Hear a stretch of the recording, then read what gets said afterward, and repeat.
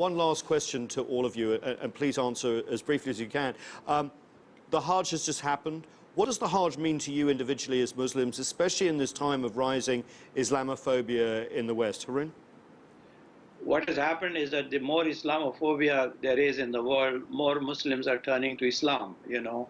This is the most ironic thing about this thing.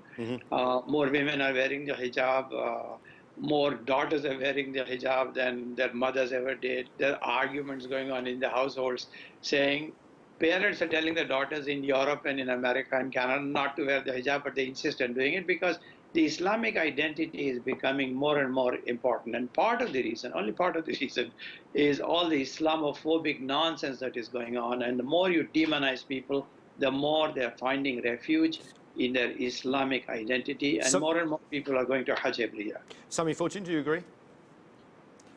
I think Hajj is one of the most important pillars of the faith. It's a place where people of all races, colors, ages come together as equal. They wear the ihram.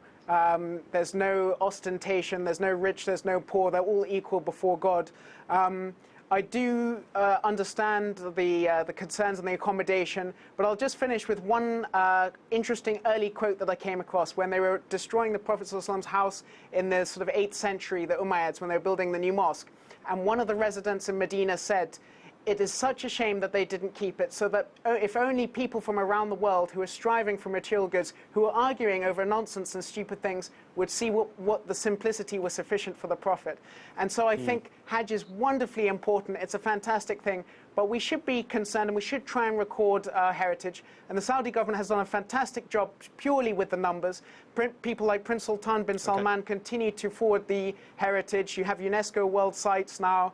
So things are being done and there is progress being made. And this argument's a little pointless now in some ways because so much has gone.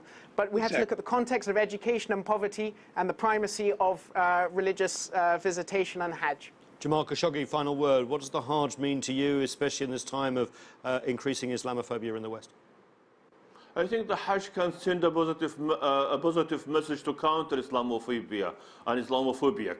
When they look at the Muslim performing their Hajj rituals peacefully, they will understand the true peaceful nature of Islam.